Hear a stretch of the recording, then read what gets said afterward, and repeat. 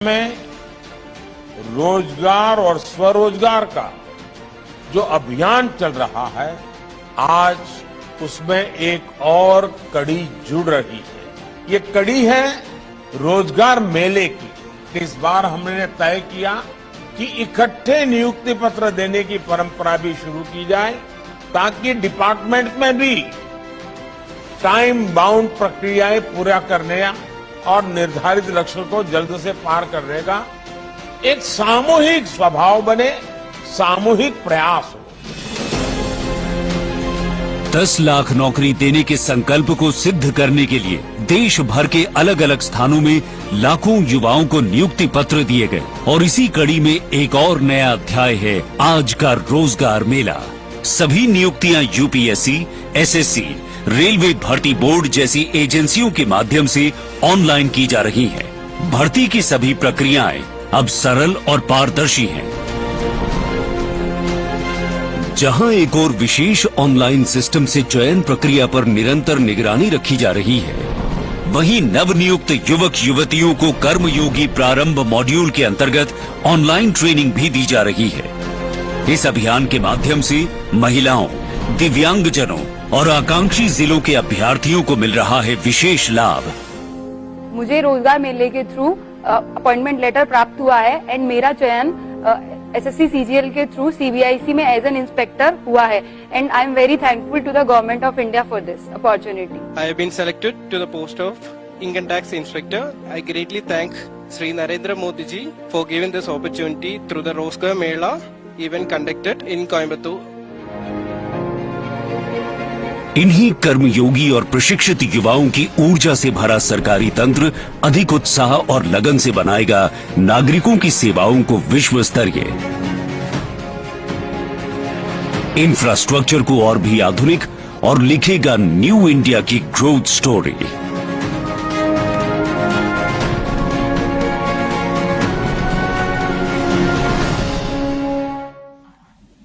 अब मैं आदरणीय प्रधानमंत्री जी से प्रार्थना करती हूं कि वे रिमोट का बटन दबाकर नियुक्ति पत्रों के इस राष्ट्रव्यापी वितरण का शुभारंभ करें।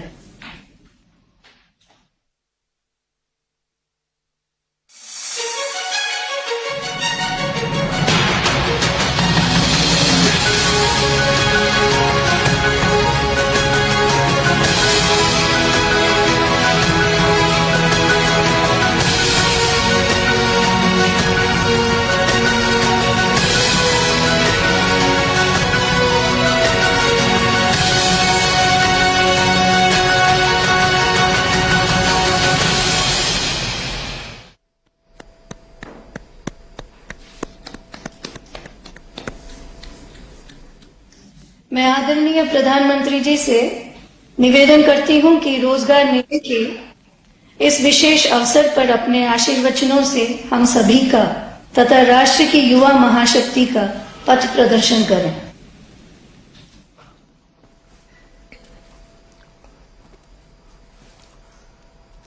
नमस्कार। आज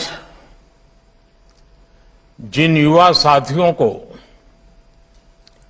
नियुक्ति पत्र मिल रहे हैं, उनके लिए भी यह एक यादगार दिन है, लेकिन साथ साथ देश के लिए भी ये बहुत ऐतिहासिक दिवस है। 1947 में आज के ही दिन यानी 22 जुलाई को तिरंगे को संविधान सभा द्वारा वर्तमान स्वरूप में स्वीकार किया गया था। इस महत्वपूर्ण दिन आप सभी को सरकारी सेवा के लिए ज्वाइनिंग लेटर मिलना, ये अपने आप में बहुत बड़ी प्रेरणा है। सरकारी सेवा में रहते हुए आपको हमेशा तिरंगे की आन बान शान बढ़ाने के लिए काम करना है, देश का नाम रोशन करके दिखाना है। आजादी के अमृत महोत्सव में जब देश विकसित होने के लक्ष्य पर काम कर रहा है, आपका सरकारी नौकरी में आना ये बहुत बड़ा अवसर है। ये आपके परिश्रम का परिणाम है। मैं नियुक्ति पत्र पाने वाले सभी युवाओं को और आपके परिवारजनों को भी बहुत बहुत बधाई देता हूं, बहुत बहुत शुभकामनाएं देता हूं। साथियों, आजादी के इस अमृत काल में सभी देशवासियों ने अगले 25 वर्ष में भारत को विकसित भारत बनाने का संकल्प लिया है। आप सभी के साथ ही भारत के लिए भी ये अगले 25 साल, जैसे आपके जीवन में अगले 25 साल महत्वपूर्ण है, वैसे ही भारत के लिए अगले 25 साल बहुत ही अहम है। आज दुनिया में भारत के प्रति जो विश्वास बना है, भारत के प्रति जो आकर्षण बना है, आज भारत की महत्ता बनी है, हम सबको मिलकर के इसका पूरा लाभ उठाना है। आपने देखा है कि भारत सिर्फ 9 वर्षों में दुनिया की 10वें नंबर की अर्थव्यवस्था से 5वें नंबर की अर्थव्यवस्था बन गया है। आज हर एक्सपर्ट ये कह रहा है,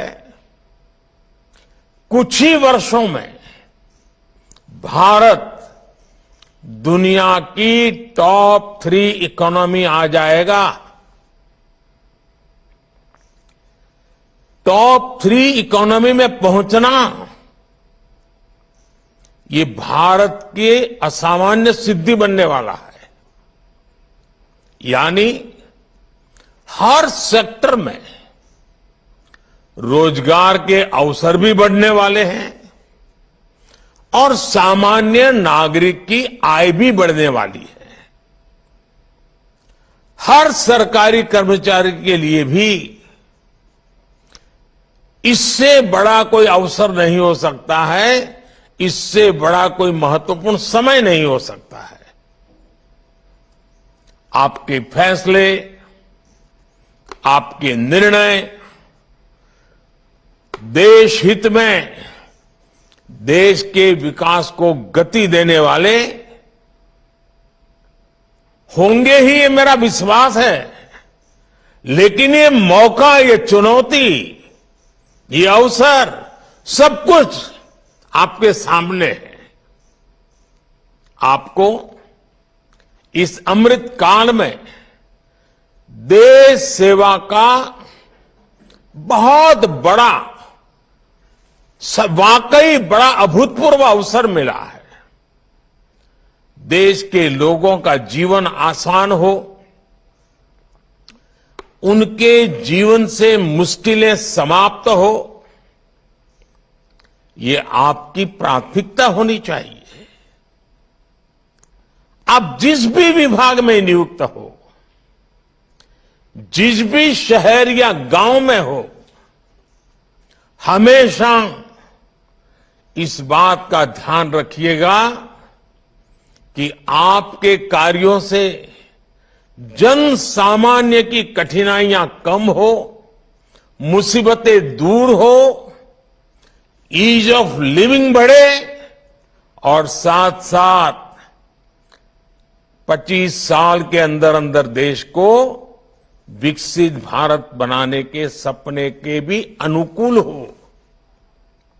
कई बार आपका एक छोटा सा प्रयास किसी के लिए कई महीनों का इंतजार समाप्त कर सकता है, उसका कोई बिगड़ा काम बना सकता है। और आप मेरी एक बात जरूर याद रखिएगा, जनता जनार्दन ईश्वर का ही रूप होती है। जनता से मिलने वाला आशीर्वाद, गरीब से मिलने वाला आशीर्वाद भगवान के आशीर्वाद के बराबर ही होता है। इसलिए आप दूसरों की मदद की भावना से, दूसरों की सेवा की भावना से काम करेंगे तो आपका यश भी बढ़ेगा और जीवन की जो सबसे बड़ी पूंजी होती है संतोष, वो संतोष वहीं से मिलने वाला है। साथियों, आज के इस कार्यक्रम में बैंकिंग सेक्टर के काफी लोगों को नियुक्ति पत्र मिल रहे हैं। अर्थव्यवस्था के विस्तार में हमारे बैंकिंग सेक्टर की बहुत बड़ी भूमिका होती है। आज भारत उन देशों में से एक है जहां का बैंकिंग सेक्टर सबसे मजबूत माना जाता है। लेकिन 9 वर्ष पहले ऐसी स्थिति नहीं थी। जब सत्ता का स्वार्थ राष्ट्रहित पर हावी होता है, तब कैसी बर्बादी होती है, कैसा विनाश होता है। देश में कई उदाहरण हैं। ये हमारे बैंकिंग सेक्टर ने तो पिछली सरकार के दौरान ये बर्बादी को देखा है, झेला है, अनुभव किया है। आप लोग आजकल तो डिजिटल युग है, मोबाइल फोन से बैंकिंग का सेवाएं लेते हैं, फोन बैंकिंग करते हैं। लेकिन आज से 9 साल पहले जो सरकार थी ना, उस समय ये फोन बैंकिंग का कल्पना ही अलग थी, रिवाज ही अलग था, तरीके अलग थे, इरादे अलग थे। उस जमाने में, उस सरकार में ये फोन बैंकिंग मेरे आपके जैसे सामान्य नागरिकों के लिए नहीं था, देश के 140 करोड़ देशवासियों के लिए नहीं था। उस समय एक खास परिवार के करीबी कुछ ताकतवर नेता बैंकों को फोन करके अपने चहेतों को हजारों करोड़ रुपए का लोन दिलवाया करते थे। ये लोन कभी चुकाया नहीं जाता था और कागजी कार्रवाई होती थी। एक लोन को चुकाने के लिए फिर बैंक से फोन करके दूसरा लोन चुकाने के लिए फिर तीसरा लोन दिलवाना। ये फोन बैंकिंग घोटाला पहले की सरकार के, पिछली सरकार के सबसे बड़े घोटालों में एक था। पहले की सरकार के इस घोटाले की वजह से देश की बैंकिंग व्यवस्था की कमर टूट गई थी। 2014 में आप सबने हमें सरकार में आकर के देश की सेवा करने का मौका दिया। 2014 में सरकार में आने के बाद हमने इस स्थिति से बैंकिंग सेक्टर और देश को मुसीबतों से निकालना एक के बाद एक कदम उठा करके काम शुरू किया। हमने सरकारी बैंकों के मैनेजमेंट को सशक्त किया, प्रोफेशनलिज्म पर बल दिया। हमने देश में छोटे छोटे बैंकों को जोड़कर बड़े बैंकों का निर्माण किया।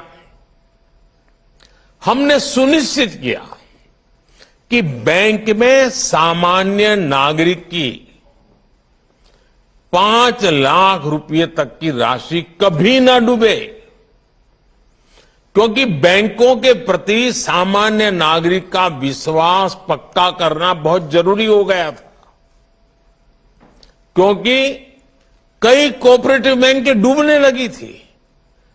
सामान्य मानवी की मेहनत का पैसा डूब रहा था और इसलिए हमने 1 लाख से उसको सीमा 5 लाख कर दी, ताकि 99% नागरिकों को उनकी मेहनत की कमाई का पैसा वापस मिल सके। सरकार ने एक और महत्वपूर्ण कदम उठाया, बैंक्रप्सी कोड जैसे कानून बनाए, ताकि अगर कोई कंपनी किसी न किसी कारण से बंद होती है तो बैंकों को कम से कम नुकसान हो। इसके साथ ही हमने गलत काम करने वालों पर शिकंजा भी कसा, बैंकों को लूटने वालों की संपत्ति जब्त कर ली। आज परिणाम आपके सामने है। जिन सरकारी बैंकों की चर्चा हजारों करोड़ के नुकसान के लिए होती थी, एनपीए के लिए होती थी, आज उन बैंकों की चर्चा रिकॉर्ड प्रॉफिट के लिए हो रही है। साथियों, भारत का मजबूत बैंकिंग सिस्टम और बैंक के प्रत्येक कर्मचारी, उनका काम पिछले 9 साल में सरकार के विजन के अनुकूल जो उन्होंने काम किया है, वो हम सभी के लिए गर्व का विषय है। बैंक में काम करने वाले सभी मेरे कर्मचारी भाई बहनों ने इतनी मेहनत की, संकट में से बैंकों को बाहर लाए, देश के अर्थतंत्र विकास में अग्रसर होकर के भूमिका निभाई। और इन बैंक कर्मचारियों ने, बैंक के लोगों ने कभी भी मुझे और मेरे विजन को न नकारा न निराश किया। मुझे याद है जब जनधन योजना शुरू हुई तो जो पुरानी सोच वाले लोग थे वो मुझे सवाल पूछते थे, गरीब के पास तो पैसे नहीं, वो बैंक खाता खोल के क्या करेगा, बैंकों पे बर्डन बढ़ जाएगा, बैंक का कर्मचारी कैसे काम करेगा। भांति भांति के निराशाएं फैलाई गई थी।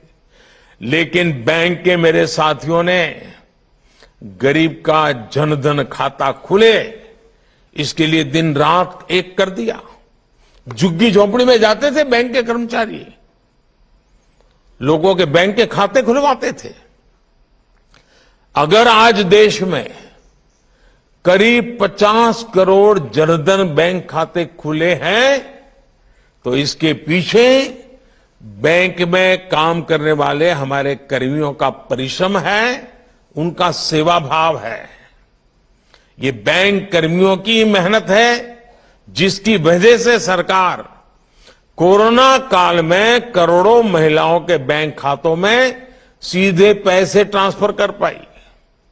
साथियों, कुछ लोग पहले ये भी गलत आरोप लगाते हैं और लगाते रहे कि हमारे बैंकिंग सेक्टर में असंगठित क्षेत्र के लोगों को मदद करने के लिए कोई व्यवस्था ही नहीं है।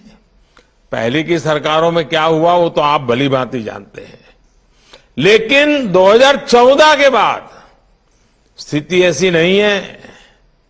जब सरकार ने मुद्रा योजना के माध्यम से नौजवानों के बिना गारंटी लोन देने की ठानी तो बैंक के लोगों ने इस योजना को आगे बढ़ाया। जब सरकार ने महिला सेल्फ हेल्प ग्रुप्स के लिए लोन अमाउंट को डबल कर दिया तो ये बैंक के कर्मचारी ही थे जिन्होंने ज्यादा से ज्यादा सेल्फ हेल्प ग्रुप को आर्थिक मदद पहुंचाई। जब सरकार ने कोविड काल में एमएसएमई सेक्टर को मदद करने का फैसला लिया तो ये बैंक कर्मचारी ही थे जिन्होंने ज्यादा से ज्यादा ऋण देकर एमएसएमई सेक्टर को बचाने में मदद की और 1.5 करोड़ से ज्यादा उद्यमियों का जिसका रोजगार जाने की संभावना थी उस छोटे छोटे उद्योगों को बचा करके 1.5 करोड़ से ज्यादा लोगों का रोजगार भी बचाया। जब सरकार ने किसानों के बैंक खाते में सीधे पैसे भेजने के लिए प्रधानमंत्री किसान सम्मान निधि योजना शुरू की तो ये बैंक कर्मी ही है जिन्होंने इस योजना को टेक्नोलॉजी की मदद से सफल बनाने में कोई कसर नहीं छोड़ी। जब सरकार ने रेहड़ी पटरी और ठेले वालों के लिए जो फुटपाथ पर बैठ करके अपने माल बेचते हैं, छोटी सी लॉरी लेकर के माल बेचते हैं, उनके लिए एक स्वनिधि योजना शुरू की तो ये हमारे बैंक कर्मी ही हैं जो अपने गरीब भाई बहनों के लिए इतनी मेहनत कर। और कुछ बैंक ब्रांच ने तो ऐसे लोगों को ढूंढ ढूंढ करके बुला करके उनका हाथ पकड़ करके इन रेहड़ी पटरी वालों को लोन देने के लिए काम किया है। आज हमारे बैंक कर्मियों की मेहनत की वजह से ही 50 लाख से ज्यादा रेहड़ी पटरी ठेले वालों के उनको बैंक से मदद मिल पाई है। मैं हर बैंक कर्मचारी की सराहना करता हूं, उनका अभिनंदन करता हूं और आप लोग भी अब जब बैंकिंग सेक्टर में जुड़ रहे हैं तो एक नई ऊर्जा जुड़ेगी, नया विश्वास जुड़ेगा, समाज के लिए कुछ करने की एक नई भावना पैदा होगी। पुराने लोग जो परिश्रम कर रहे हैं उसमें आपका परिश्रम जुड़ जाएगा और मुझे पक्का विश्वास है कि हम बैंकिंग सेक्टर के माध्यम से गरीब तबके को मजबूत बनाना चाहते हैं। उसमें आप लोग आज ये नियुक्ति पत्र के साथ ही संकल्प पत्र लेकर के जाएंगे। साथियों, जब सही नियत से फैसले लिए जाते हैं, सही नीति बनाई जाती है तो उसके परिणाम भी अद्भुत होते हैं, अभूतपूर्व होते हैं। इसका एक प्रमाण अभी कुछ ही दिन पहले देश ने देखा है। नीति आयोग की रिपोर्ट में आया है कि सिर्फ 5 साल के भीतर ही भारत में 13.5 करोड़ भारतीय गरीबी रेखा से ऊपर आ गए हैं। भारत की इस सफलता में सरकारी कर्मचारियों की भी मेहनत रही है। गरीबों को पक्का घर देने की योजना हो, गरीबों के लिए शौचालय बनाने की योजना हो, गरीबों के घर में बिजली कनेक्शन देने की योजना हो, ऐसी अनेकों योजनाओं को हमारे सरकारी कर्मचारी ही गांव-गांव, घर-घर, जन सामान्य तक लेकर गए। जब ये योजनाएं गरीब तक पहुंची तो गरीबों का मनोबल भी बहुत बढ़ा, विश्वास पैदा हुआ। ये सफलता इस बात की प्रतीक है कि हम मिलकर भारत से गरीबी दूर करने के प्रयास बढ़ाएं तो भारत से गरीबी पूरी तरह से दूर हो सकती है। और इसमें निश्चित तौर पर देश के हर सरकारी कर्मचारी की बहुत बड़ी भूमिका है। गरीब कल्याण की जो भी योजनाएं हैं, आपको खुद भी उनके प्रति जागृत रहना है और जनता को भी उससे जोड़ना है। साथियों, भारत में कम होती गरीबी का एक और पक्ष है। कम होती गरीबी के बीच देश में नियो मिडिल क्लास का लगातार विस्तार हो रहा है। इससे रोजगार के नए अवसर बन रहे हैं। भारत में बढ़ते नियो मिडिल क्लास की अपनी डिमांड्स है, अपनी आकांक्षाएं हैं।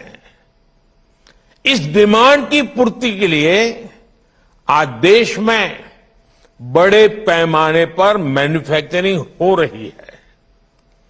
आज जब हमारी फैक्ट्रियां, हमारे उद्योग रिकॉर्ड उत्पादन करते हैं तो उसका लाभ भी सबसे अधिक हमारे युवाओं को होता है। आजकल आप देखिए, आए दिन किसी नए रिकॉर्ड की चर्चा होती है, नए अचीवमेंट की चर्चा होती है। भारत से रिकॉर्ड मोबाइल फोन एक्सपोर्ट हो रहे हैं। भारत में इस साल के पहले 6 महीने में जितनी कारों की बिक्री हुई है, वो भी उत्साह बढ़ाने वाली है। इलेक्ट्रिक व्हीकल्स की भी भारत में रिकॉर्ड बिक्री हो रही है। ये सब देश में रोजगार बढ़ा रहे हैं, रोजगार के अवसर बढ़ा रहे हैं। साथियों, भारत के टैलेंट पर आज पूरी दुनिया की नजर है। दुनिया में अनेक विकसित अर्थव्यवस्थाओं में लोगों की उम्र तेजी से बढ़ रही है। सीनियर सिटीजन से दुनिया के कई देश विपुल संख्या से भरे हुए हैं। युवा पीढ़ी उनके यहां कम होती जा रही है। काम करने वाली आबादी घट रही है। इसलिए ये समय भारत के युवाओं के लिए बहुत मेहनत करने का है। अपनी स्किल, अपनी क्षमताओं को बढ़ाने का है। हमने ये देखा है कि भारत के आईटी टैलेंट की, डॉक्टरों की, नर्सों की और हमारे गल्फ कंट्रीज में तो कंस्ट्रक्शन की दुनिया में काम करने वाले हमारे साथियों की कितनी डिमांड रही है। भारतीय टैलेंट की इज्जत हर देश में, हर सेक्टर में लगातार बढ़ रही है। इसलिए पिछले 9 वर्षों में सरकार का बहुत बड़ा फोकस स्किल डेवलपमेंट पर रहा है। पीएम कौशल विकास योजना के तहत लगभग 1.5 करोड़ युवाओं को ट्रेनिंग दी जा चुकी है। सरकार 30 स्किल इंडिया इंटरनेशनल सेंटर भी स्थापित कर रही है ताकि हमारे युवा ग्लोबल अपॉर्चुनिटी के लिए तैयार हो सके।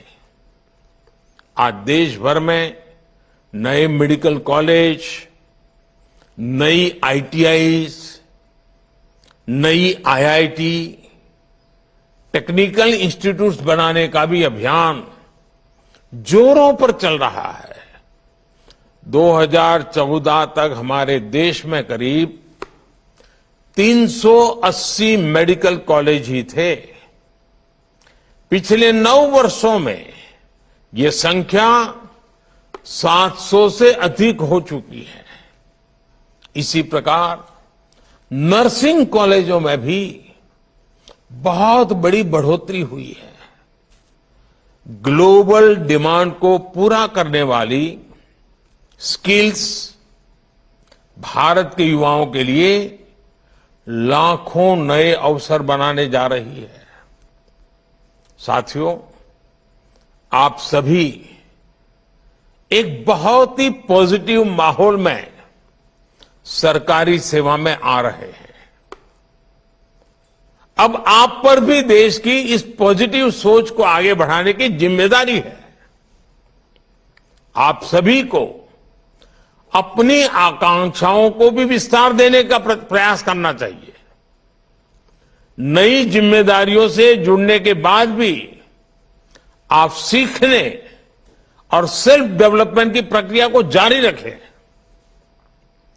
आपकी मदद के लिए सरकार ने online learning platform iGOT Karmayogi तैयार किया है। मेरा आप सबसे आग्रह है कि इस सुविधा का ज्यादा से ज्यादा लाभ उठाने का प्रयास करें। एक बार फिर मैं आपको, आपके परिवार के लोगों को इस नई जिम्मेवारी के लिए बहुत बहुत बधाई देता हूं और इस नई जिम्मेवारी एक आरंभ बिंदु है। आप भी जिंदगी की अनेक नई ऊंचाइयों को प्राप्त करें।